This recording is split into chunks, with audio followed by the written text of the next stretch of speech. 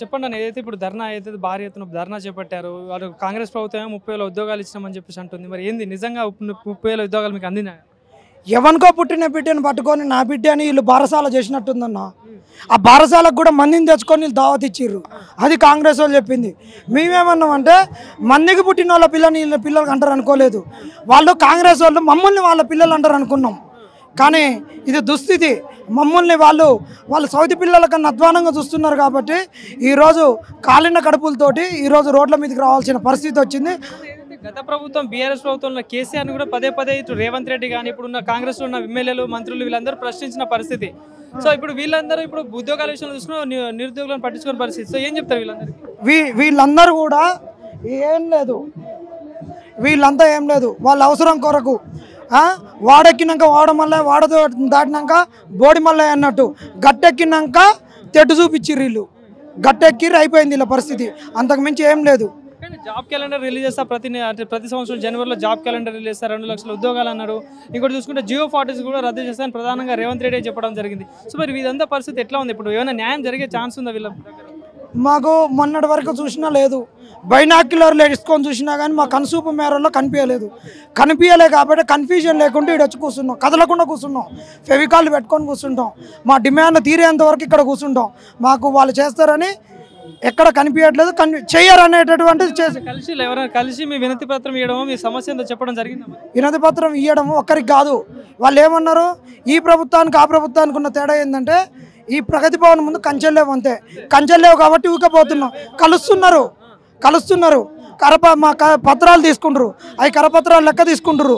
మేము వెనక్కి రాగానే వాళ్ళకి ఇది కనిపించదు కానీ చెత్త పుట్టలు వేస్తారు చించి, అంతకుమించి ఏం లేదు. ప్రజాపాలన పెట్టి ప్రజా దర్బారాన్ని పెట్టిండు. ప్రతి శుక్రవారం ఏదో రోజు పెట్టేసి మంగళవారం పెట్టేసి ప్రజా దర్బార్ పెట్టి రైతు అంటే నిరుద్యోగుల సమస్యలు తెలుసుకున్న వాళ్ళ పరిష్కారం ఇచ్చినామని చెప్పి ప్రధానంగా చెప్పిన పరిస్థితి. సో మరి దానివల్ల ఏమైనా న్యాయం జరిగిందా? మరి న్యాయం జరిగితే ఇడికి ఎందుకు వస్తాం అన్న? న్యాయం జరగకనే 6 నెలలు అయినాక ఒక ఆడపిల్ల పోయి చిన్నారెడ్డి గారి కాళ్ళ మీద పడ్డది. కాళ్ళ మీద పడ్డా ఇంతవరకు కనికరించలే. కాళ్ళ మీద 6 నెలల తర్వాత కాళ్ళ మీద పడ్డది. కాళ్ళ మీద పడి ఇలా 6 రోజులు ఈ ఆళ్ళకి ఇంతవరకు కూడా ఎలాంటి నిర్ణయం రాలేదు కాంగ్రెస్ నుంచి. మీ గ్రాడ్యుయేట్ చేసిన ఎమ్మెల్సీ ఎలక్షన్లో కూడా మన తీర్మార్ మల్లాన్ని గెలిపించడం జరిగింది ఎమ్మెల్సీగా. బల్మూర్ వెంకట్ కూడా గతంలో మీ స్టూడెంట్స్ పట్ల కూడా కొట్లాడడం జరిగింది. సో అట్లాంటి వాళ్ళు ఎందుకు స్పందించలేరు అంటే ఏం చెప్తారు? వాళ్ళు అధికారంలోకి రావడానికి కొట్లాడారు, అధికారంలోకి వచ్చారు కాబట్టి ఇప్పుడు మా సమస్యలు పక్కనేసారు. ఈ సమస్యలు ఇట్టనే ఉంటాయి. ఏంటంటే బల్మూరు వెంకట్ గారి కాడికి మేము ఎప్పుడు పోతాం? ఆయన విద్యార్థుల సమస్యలు తీరుస్తుందని ప్రభుత్వం దృష్టికి పోతుంది. మా వల్ల ఆయనకు లాభం జరుగుద్ది. మా సమస్య అంతే ఆయనకు మంచిది. మా సమస్య ఎంతకాలం ఉంటే బల్మూరు వెంకట్కు ప్రభుత్వంలో అంత మంచి పేరు వస్తుంది, అంతే. అంతకుమించి ఏం లేదు. ఏం చెప్పదలుచుకున్నారు? ప్రధానంగా మీ డిమాండ్స్ ఏంటి? ఏమేమి అంశాల మీద మీరు ప్రధానంగా ఇప్పుడు ధర్నా కూర్చున్నారు? మా డిమాండ్ ఒకటే, ఏంటంటే మేము అడిగిన మా కోరికలను తీర్చాలి. గ్రూప్ 2లో 2,000 పోస్టులు, గ్రూప్ 3లో 3,000 పోస్టులు, గ్రూప్ 1లో 1:100 మెగా డిఎస్సి. ఇవే మా ప్రధానమైన డిమాండ్లు. ఆ డిమాండ్లతో ఇక్కడికి వచ్చిన వాళ్ళు ఇచ్చిన డిమాండ్లు మేనిఫెస్టోలో 32 పేజీ నుంచి 35 పేజీ వరకు 3 పేజీలలో 300 హామీలు ఉన్నాయి. 300లలో మేము అడిగేది 3 డిమాండ్లు, అవే నెరవేరాలి. అది ఏం లేదు, షాట్లతో పోలీసు కుక్కల పంచాయతీ పెట్టిర్రు. వాళ్ళు 5,000 ఇస్తే వీళ్ళు 6,000 ఇచ్చిర్రు. ఏమొస్తే ఏం రావు. 25,000లలో 6,000 అన్ని రాశిలో దోషడు, అంతే. కానీ గత ప్రభుత్వంలో నీళ్లు నిధులు నియామకాలను కొట్లాడినప్పుడు ఇప్పుడు కాంగ్రెస్ ప్రభుత్వం వచ్చి మరి ఆ నీళ్లు నిధులు ఎట్లా పోయినాయంటే ఏం చెప్తావు కాంగ్రెస్? ఆయన అప్పుడు ఆ నిధులు నియామకాలన్నీ కల్వకుంట్ల వాళ్ళు ఇంటికి పోయినాయి అంటున్నారు.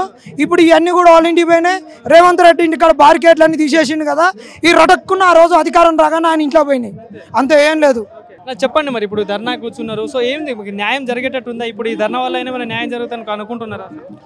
అయితే ఇక్కడ ఈరోజు స్టూడెంట్స్ అందరూ అశోక్ నగర్లో నిరుద్యోగులు అందరూ ఇక్కడ రావడానికి గల ప్రధానమైన కారణం ఏంటంటే గ్రూప్ 2, గ్రూప్ 3 పోస్టులు పెంపు ఒకటి. ఇప్పుడు 700 చిల్లరగా ఉన్న గ్రూప్ 2 పోస్టులని 2,000కి చేయమని, గ్రూప్ 3 పోస్టులు 1,300 చిల్లర ఉన్న వాటిని 3,000కి చేయమని, గ్రూప్ 1 అలాగే 1:100 వరకు స్టూడెంట్స్ తీసుకోమని, ప్రిలిమ్స్ నుంచి మెయిన్కి క్వాలిఫై చేయమని ప్రధానమైన డిమాండ్స్ ఇక్కడ రావడం జరిగింది. ఆ 1:100 తీసుకోమడానికి గల ప్రధానమైన కారణం ఏంటంటే దాదాపు గ్రూప్ 1 నోటిఫికేషన్ బట్టి 2011లో పడ్డది, ఇది 2024, దాదాపు 14 సంవత్సరాలు గ్యాప్ వచ్చిందనమాట. అప్పుడు ఉమ్మడి రాష్ట్రంలో వచ్చిన తర్వాత దాదాపు మళ్ళీ 14 సంవత్సరాల తర్వాత ఈరోజు నోటిఫికేషన్ వచ్చింది.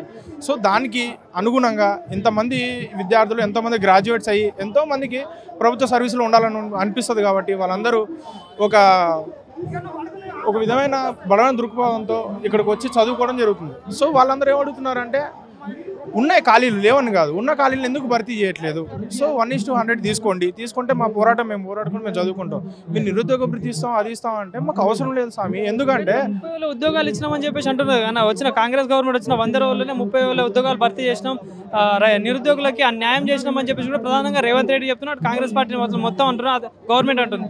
సో ఏం చెప్తారు, నిజంగా 30,000 ఉద్యోగాలు వచ్చినాయా? ఆ పెద్ద పెద్ద వాటికి చిన్న మాటతో నేను ఒకటి చిన్న విషయం చెప్తాను. ఏంటంటే 16,000 కానిస్టేబుల్ ఉద్యోగాలు పడ్డాయి బ్రదర్. అది మీకు కూడా తెలిసే ఉంటుంది. ఆ 16,000 కానిస్టేబుల్ ఏదో కేసీఆర్ గారు హయాంలో చేసినది. ఏసీ రిక్రూట్మెంట్ అయిపోయింది, అంతా అయిపోయింది. ఓన్లీ వీళ్ళు చేయాల్సింది ఏంటంటే వాళ్ళని ట్రైనింగ్ పిలవాలన్నమాట. ఆ ట్రైనింగ్ పిలవాల్సిన దాన్ని గవర్నమెంట్ ఫామ్ అయ్యి డిసెంబర్లో మొదటి వారంలో ఈయన ప్రమాణ స్వీకారం చేశాక రెండో వారంలో ఎల్బీ స్టేడియంలో ఒక పెద్ద మీటింగ్ పెట్టి ఏం చేశాడంటే తను 16,000 మందికి నియామక పత్రాలు అందజేసి అది మేము నియమించామని చెప్తున్నారు అనమాట.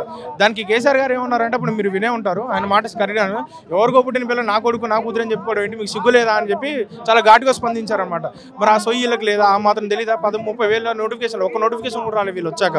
సో 46 కూడా ప్రధానంగా రేవంత్ రెడ్డి కూడా నేను రద్దు చేస్తా, అధికారంలోకి నన్ను తెప్పియండి, కాంగ్రెస్ ప్రభుత్వం రానియండి, కాంగ్రెస్ ప్రభుత్వం వస్తేనే మీకు న్యాయం జరుగుతుంది, ప్రజాప్రభుత్వం వస్తుంది, అంటే ప్రజా దర్బారు పెట్టి ప్రజల పాలన అందిస్తున్నాం అని చెప్పేసి కూడా అంటున్నారు కదా. సో మరి ఏంది, నిజంగా వాళ్ళు చెప్పిన మాటలు నిజమయ్యాయి అనుకోవచ్చా?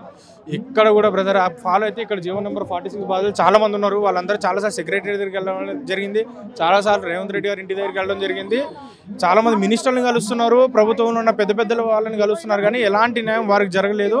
ఈ గ్రూప్ 2 గ్రూప్ 3 ఇంక్రీజ్ కూడా చాలా మంది క్యాబినెట్లో మినిస్టర్లు కూడా క్యాబినెట్ ర్యాంక్ మినిస్టర్ని కలవడము, చాలా మంది చైర్మన్లు కలవడం, ఎమ్మెల్యేని కలవడం జరిగింది. ఈ ఇన్ఫర్మేషన్ అంతా ఆల్రెడీ రేవంత్ రెడ్డి గారి దగ్గరికి వెళ్ళింది, కానీ దాని మీద ఆయన స్పందించకపోవడం ఏంటో మాకు ఇంకా అర్థం అవ్వట్లేదు.